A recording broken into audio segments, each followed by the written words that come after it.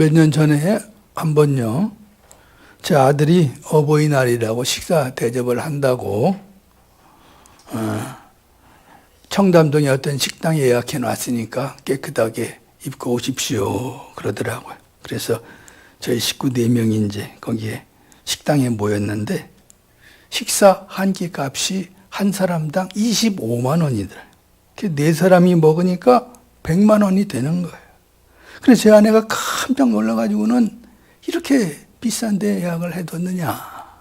그러니까 제 아들이 말하기를 그냥 편안히 대접을 받으십시오 그러더라고요. 어쨌든 아이가 돈이 많아서 우리를 그렇게 거기다 데리고 가서 식사 대접을 하는 것이 아닌데 어쨌든 잘 식사 대접을 받았습니다. 대체로 사람들은 대접할 때 식당에 데리고 가서 조금 값비싸고 고급 음식을 대접하려고 합니다. 그래서 사람이 대접을 잘 받았느냐 못 받았느냐는 비싼 음식을 먹었냐 아니냐 그런 것처럼 생각이 됩니다. 저는 이런 모습을 보면서 사람들이 너무 먹는 것에 집착하고 의미를 너무 과도하게 부여한다고 생각했습니다. 먹는 것에 신경을 너무 쓰고 먹는 것으로 뭔가를 자신의 삶을 뭘 하려고 그래. 그것은 생각해보면 너무나 큰 허세와 같은 것입니다. 특별히 성경이 쓰여질 때는 참 먹을 것이 없던 시대잖아요. 먹는 것이 얼마나 행복한지를 모르는데 우리는 지금 그걸 가지고 너무 집착하면서 비싼 음식과 이런 대접에 매몰되어 있다고 하는 것입니다. 오늘 본문에는 먹는 문제를 이야기하는데요. 예수님은 35절에서 이렇게 말씀합니다. 내가 생명의 빵이다. 내게로 오는 사람은 결코 줄이지 아니할 것이요. 나를 믿는 사람은 다시는 목마르지 않을 것이다. 예수님이 자신을 생명의 빵이라고 하는 거예요. 우리한테 먹으라고 거예요. 우리를 구원하기 위해 자신이 음식처럼 생명의 빵이 되셔가지고 스스로 오게 되신 분이죠. 우리가 그것을 먹을 때 놀라운 구원의 역사가 일어난다고 하는 것입니다. 복음서에 보면요, 예수님의 어떤 특별한 특징을 보면은 잘 드시는 분이에요. 많이 먹어요. 마태복음 11장에 보면 사람들이 예수님에 대한 평가하는 부분이 나오는데 세례 요한은 금욕 생활을 하면서 먹지도 않고 마시지도 않는데 예수님은 마구 먹어대는 사람이요. 이게 정확한 표현이 성경에 마구 먹어대는 사람이요. 포도주를 마시는 사람이라고 사람들이 예수님을 그렇게 평가했다고 하는 것입니다. 오늘 본문에 앞서서요, 요한복음 6장 1절에서 15절에는 오병이어의 사건이 나옵니다. 갈릴리 바닷가 디베리아 바다 건너편에서 배고픈 군중 5,000명을 먹인 사건이죠. 이 사건 이후 사람들은 예수님을 초능력자라고 생각하면서 굶주림의 문제를 해결해 줄 분이라고 생각했습니다. 그러면서 이제 예수님에게서 굶주림 문제를 해결하기 위해서 예수님을 찾아온 거예요. 오늘 본문의 시작은 그걸로부터 시작되는 것입니다. 그러자 예수님이 26절에서 이렇게 말씀을 하시는데요. 내가 진정으로 너희에게 말한다. 너희가 나를 찾는 것은 표징을 보았기 때문이 아니라 빵을 먹고 배가 불렀기 때문이다. 여기서 표징이라고 하는 말은 헬라어로 세메이온인데 영어로는 심벌이에요. 심벌. 그러니까 유대인 무리들이 기적 속에서 기적을 보면서 저분이 하나님이신가 이렇게 본 것이 아니라 예수님께서 먹을 것을 이렇게 만들어 주시는구나. 그 먹는 것을 봤다고 하는 것입니다. 그래서 먹는 문제로 지금 예수님을 찾아온 거예요. 기적의 의미를 못 봤다는 것입니다. 기적을 보고서 저분이 하나님이구나 그것이 아니라 저분은 먹을 것을 주시는 분이구나 그렇게 생각하면서 그것만 봤다고 하는 거예요. 예수님은 분명 먹는 문제를 해결해 주신다고 생각합니다. 하나님은 우리의 먹는 문제를 다 해결해 주셔요. 사실 먹는 문제는 중요한 것입니다. 사람 사는 문제가 먹고 사는 거에 달려 있습니다. 문화학자 딘 쿠퍼라고 하는 사람은 빵은 단일한 물질의 수많은 곡식 알갱이들의 결합의 상징이며 이것을 다시 나누어 먹음으로써 하나의 생명을 나누는 것이다. 이렇게 말했습니다. 그러니까 인간의 문화는 이렇게 그간 이 먹는 문제에 집중해서 어떻게 하면 다 먹을 수 있는가 생각했고, 윤리적으로 생각할 때는 그 먹을 것을 다른 사람하고 나누면 참으로 고상한 가치의 아름다운 삶이다. 인간의 역사는 그렇게 생각하고 추구해 왔다고 하는 것이죠. 이 먹는 것이 참으로 중요하다는 것인데, 주기도문에도 보면 일용할 양식을 주시옵고라고 기도하잖아요. 오늘 본문에도 32절에 보면 하나님은 빵을 주시는 분이라고 그렇게 말씀하고 있습니다. 우리가 성찬식을 하잖아요. 예수님께서 잡히시기 전날 밤에 최후의 만찬을 기념해서 성찬식을 우리가 하게 되는 건데, 사실은 이 성찬식이라는 게 식사예요. 우리는 죄를 용서하는 성찬이라는 의미를 가지고 결코 식사답지 않게 성찬식을 행합니다. 그런데 사실은 먹는 거예요. 배고픈 사람들에게 배불리 먹게 해주는 거예요. 그래서 거기 있는 사람이 모두가 배부르게 먹었어요. 독일에서 성찬식을 할 때요, 이렇게 성찬식은 식사다, 이걸 참 강조하는데, 그 성찬 찬송을 보면 이렇게 찬송이 나옵니다. 주님께서는 우리의 배고픔과 목마름을 아십니다. 지금 배고프고 목마른 사람들이 지금 있다는 거예요. 그들에게 지금 성찬을 제공한다는 거예요. 하나님이 먹을 걸 주신다는 것이죠. 그렇게 찬송하면서 먹을 양식으로 밥을 주신 하나님에 감사하면서 그 성찬식에 나가는 것입니다. 독일이 부자 나라이지만 아직까지도 그렇게 하나님께서 밥을 주시는 분이라고 그렇게 하면서 감사의 마음으로 나아가는 거예요. 하나님 안에서 살면 하나님이 먹을 양식을 주신다는 것인데, 오늘 본문에서 보면 저 출애굽을 하면서 광야에서 만나를 주셔서 이스라엘 백성들을 먹고 살게 해주셨잖아요. 그런데 그것은 모세가 준 것이 아니라 하나님이 주셨다, 이렇게 말씀하고 있습니다. 하나님이 주시는 분이에요. 먹을 걸 주시는 분이에요. 하나님이 우리의 육체를 위해서 양식을 주신다고 하는 것입니다. 하나님 안에서 우리는 그런 물질적인 복을 누리는 존재입니다. 그래서 우리는 먹으면서 하나님께 감사를 드리고, 먹게 된 것에 대한 어떤 종교적인 의무를 생각해 보면서 참으로 하나님이 주신 것에 대해서 우리가 또 새로운 하나님 안에서 살겠다고 결단까지 다 곁들이는 것입니다. 하나님이 한편에서 우리에게 먹을 빵을 주시지만 오늘 본문에 보면 조금 다른 말씀을 하십니다. 오병이어를 보고서 먹을 문제를 해결하고자 온 사람들에게 예수님은 말씀하시기를 27절에 보면 이렇게 말씀합니다. 너희는 썩어 없어질 양식을 얻으려고 하지 말고 영생에 이르도록 남아있을 양식을 얻으려고 일하여라. 이 양식은 인자가 너희에게 줄 것이다. 아버지 하나님께서 인자를 인정하셨기 때문이다. 이렇게 말씀합니다. 사람이 빵만으로 사는 것이 아니라고 하는 것입니다. 육신적으로 먹을 양식을 하나님 주시지만 그것이 하나님의 은혜의 전부는 아니라는 거예요. 썩어 없어질 양식만 구하지 말고 영혼을 위한 생명의 양식을 구하라고 하는 것입니다. 오늘날 사람들이 사는 모습을 보면요, 영혼의 양식을 구하지 않고 더 많은 것을 소유하고 생산하는데 모든 삶의 에너지를 다 쏟아붓습니다.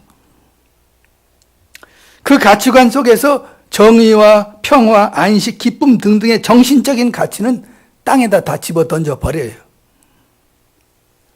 더 많이 가지기 위해서는 더 많이 갈등하고 더 많이 싸워야 되고 더 많이 저 상대방 걸 내가 뺏어야 돼.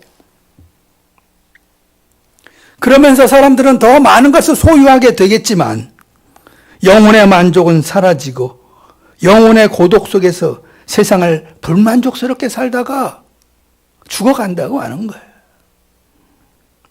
영혼을 위해 뭔가를 해야 하고 영혼을 아름답게 관리할 줄을 알아야 하고 영혼의 만족을 향해서 나아갈 줄 알아야 하고 기쁨의 삶을 위해서 씨를 뿌릴 줄 알아야 되는데 그렇지 못한다고 하는 거예요. 가시나무 씨를 뿌리면요, 가시나무가 나는 것입니다. 우리의 가슴에다 육체적인 욕심의 씨를 뿌리면 우리 가슴에서는 욕심의 씨만 막 자라요. 그러다가 그 가시나무라고 한다면 그것이 막 나를 찌르는 거예요. 가슴을 나를 막 찔러요. 그래서 뭔가 가진 것 많고 뭔가 막 옳은 위치는 많은데 나는 힘들어. 불편해. 뭐가 막 찔러요. 자기 영혼을 위해서는 아무런 양식을 주지 않는 그런 사람들이 많습니다. 영혼이 말라 비틀어 죽어버려요. 마음에서 온갖 잡스러운 고뇌가 많이 생겨나고 평화가 없고 늘 갈등만 생기고 나를 비천하게 만드는 생각이 가득 떠오르고 좋은 양식을 안 주니까 그 영혼이 말라 비틀어지면서 육체적으로는 멀쩡하지만 마음은 힘들어요. 우리 인간이란 존재는 밥만 먹고 사는 존재가 아니고 영혼의 양식이 필요하다고 예수님은 말씀하시는 것입니다. 예수님의 그런 영혼의 양식, 예수님 자체가 그런 양식이고 빵이라는 거예요. 예수님에게 와서 그것을 먹어야 된다는 거예요. 요한복음에 보면요, 요한복음이 특별히 영적인 책이에요. 다른 복음서와 달리 아주 영적으로 해석해 놓은 복음서라고 말할 수가 있는데, 출애굽 시대의 만나라는 음식과 예수님이 주실 영원한 생명의 빵을 비교해서 요한복음에 많이 나와 있습니다. 만나는 매일 먹어야 하는 일용할 양식이나 예수 그리스도는 영원한 양식이라고 말하고 있고, 만나는 하루만 지나면 썩으나 예수 그리스도는 영원히 살아계시다고 말씀하고 있습니다. 만나는 광야 40년간 내리고 가나안에서는 중단되었으나 예수 그리스도는 그때나 지금이나 모든 세대를 살아가는 사람들에게 영원한 생명의 양식이라는 것입니다. 이 생명의 양식이 이렇게 주는데 그것을 우리가 먹어야 된다는 거예요. 우리가 영적인 양식을 먹고 영적으로 만족해야 우리의 삶은 참 삶이 되는 것입니다. 이 영적인 양식을 먹지 않으면 우리는 세상의 가치관으로 살게 되는데, 세상이라는 것이 아주 교만함이 판치는 곳 아니겠어요? 심리학에서 보면요, 아이들이 서로 대화를 하는데 대화가 하나의 주제를 가지고 서로 쌍방이 서로 합당하게 막 대화를 하면 이렇게 대화를 해야 되잖아요. 그게 대화 아니겠어요? 그런데 이 아이들이 대화할 때 보면은 그렇게 합당하게 주고받는 것이 아니라 자기의 자랑할 것만 막 얘기를 한대. 그 대화가 안 된다는 거예요. 유아 심리에서 나오는 얘기입니다. 예를 들면 지금 그 놀이터에서 어떤 아이가 아빠가 사준 커다란 그걸 갖고 와서 그냥 모래밭에서 모래를 막 찌르면서 트럭 가지고 막 놀아. 그러면서 나는 우리 아빠가 이거 사줬다. 그러면은 그 다른 상대방의 아이가 넌 참 좋은 거 선물 받았구나. 너는 기쁘겠구나. 이렇게 말해주는 것이 아니라 우리 엄마도 나한테 사준다고 그랬어. 이러면서 대화를 한다는 거예요. 이 유아 심리에서 나온 얘기예요. 어른들도 마찬가지입니다. 자기 자랑에 빠져서 자기 자랑하는데 정신이 없는데 그렇게 하면서 다른 사람에게 상처를 주고, 또 그 듣는 사람의 상대방보다 내가 자랑할 것이 없어가지고 기가 죽어서는 자기를 비하하기도 하고 슬픔에 마음속에 살기도 하고 실망한 마음으로 살기도 하고 그렇게 살아간다는 거예요. 이게 세상 삶의 굉장히 중요한 부분 아니겠습니까? 사람이 예수 그리스도 안에 살지 않으면 결코 제가 생각할 때 겸손해질 수가 없다고 생각합니다. 세상에 겸손한 사람이 많지 않지만 누가 자기 스스로 깨달아서 나는 겸손하게 살아야지 그렇게 하는 사람이 있을까요? 교만하게 살면서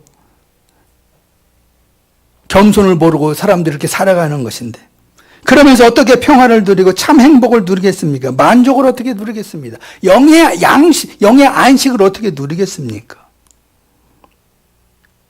영의 양식을 먹으면서 참 진리의 길을 걸어간다고는 예수님의 말씀이 다 영의 양식을 먹으면서 나에게 들어와서 내가 겸손해지고 만족을 알고 평안을 누리며 살게 되는 것입니다. 영혼의 고독 속에 살아가는 인간들에게 영혼의 양식이 필요하다는 것입니다. 예수님은 32절에서 이렇게 말씀하십니다. 하늘에서 너에게 빵을 데려다 주신 이는 모세가 아니다. 하늘에서 참빵을 너에게 주시는 분은 내 아버지시다. 하나님께서 예수 그리스도를 통해서 지금 참 생명의 양식을 주신다고 하는 것입니다. 요한복음은 오병이어처럼 예수님은 참 생명, 풍성한 생명을 주시는 분임을 끝까지 증거하고 있습니다. 예수님은 세상을 위해서 모든 사람을 위하여 참된 생명을 주시는 분이라는 거예요. 보리떡 5개와 물고기 2마리로 5,000명을 먹이셨다고 하는 저 기적에 따르면 하나님 나라의 진리는 물질적이거나 기적 따위가 아니라는 것을 보여주고 있어요. 그것은 단지 사람들에게 참 해방과 구원을 목말라 하는 그런 사람들에게 주시는 초청장처럼 보여집니다. 그 초청장을 받은 거예요. 예수님이 기적을 일으키는 거 보면 저걸 보니 저분이 하나님이고 저분에게 가서 내가 생명의 양식을 먹어서 내 삶이 새로워지고 하나님 나라를 이루며 살아야 되는 것이구나. 그걸 알게 되는 것이죠. 생명의 양식은 하나님이 주시는 것인데 생명의 양식이라는 노래가 있잖아요. 그 노래는 이렇게 노래해요. 생명의 양식을 하늘의 만나를 마음이 빈 자에게 내려 주소서. 낮고 천한 우리 긍휼히 보시사 주여 주여 먹여 주소서. 우리에게 이 찬송에 보여주는 것은 생명의 양식을 먹기 위해서 하나님께 나아가고 하나님께 간구하고 하나님께 요청하라. 그런 말씀입니다. 우리가 하늘의 만나를 소원하고 예수님께서 말씀하신 내가 생명의 빵이다 하는 말씀을 들으면서 그 빵으로 양식을 삼고자 마음을 집중하고 하나님께 간구하면서 나아가게 될 때 내 영혼이 살아나고 내 가치관이 아름다워지고 우리의 영혼이 윤택해진다고 생각합니다. 예수님도 신명기서에 이 말씀을 인용하셨는데 신명기 8장 3절에 이렇게 말씀합니다. 사람이 먹는 것으로만 사는 것이 아니라 주님의 입에서 나오는 모든 말씀으로 산다. 그래서 예수님은 직접 빵이 되신 것이죠. 하나님의 그 놀라운 것을 먹고 마시게 하기 위해서 빵이 되신 거예요. 보라, 인간은 결코 스스로 생명으로 살 수가 없고 오직 하늘로부터 받아야만 존재인데 그러니 예수를 구하라. 예수 그리스도는 몸소 생명의 밥, 생명의 빵이 되신 분이다. 너에게 생명의 빵이다. 그렇게 말씀하고 있는 거예요. 저 오병이어를 보고 육신의 빵만을 주신 분으로 생각하고는 예수님을 그렇게 생각하고는 예수님에게서 육신의 빵만을 얻기 위해서 왔던 저 유대인 무리들이 예수님의 말씀을 듣고는 이제 예수님에게 대답합니다. 주님, 그 빵을 언제나 우리에게 주십시오. 그렇게 말해요. 그리하여 우리가 해야 할 일은 천사의 빵, 소울푸드에 줄이고 목마른 사람이 되어야 한다고 하는 것입니다. 우리가 목마르지 않으면 뭘 먹겠어요? 목마르지 않은데 무슨 물이 아무리 좋은 물이 있어야 먹겠어요? 천사의 양식을 구하는 사람이 되라. 예수 그리스도의 빵을 구하는 사람이 되라 하는 거죠. 오늘날 육신의 양식만 구하는 사람에게 영혼의 양식을 구하라고 하는 것입니다. 너무 물질적인 축복, 내 건강만을 위해서 기도라고 하면 그거밖에 하지 않는 분들이 있어요. 영혼의 안식을 위한 기도를 해야 되고 그리고 기도에는 또 하나님께 나에게 주신 그 사명을 감당하게 해달라고 그렇게 기도를 해야 되는 것이죠. 마음에다 우리가 좋은 양식을 먹어야 되는 것입니다. 그러면 영혼이 아름답고 평안하며 기름기가 내 영혼에서 흐르게 될 것입니다. 생명의 양식을 구하며 살아야 하고 그 양식을 받아 먹으며 살아야 한다는 것입니다. 우리가 하나님을 믿으면서도 너무나 세상적이고 물질적인 때가 많이 있는 것을 우리 자신들은 잘 알 것입니다. 그리스도를 통해서 영원히 만족한 사람이 되어야 하고, 나의 생각만 하지 않고 세상을 돌아보며 나누고 베풀며 생명을 살리는 세상의 빛이 되어야 할 줄로 믿습니다.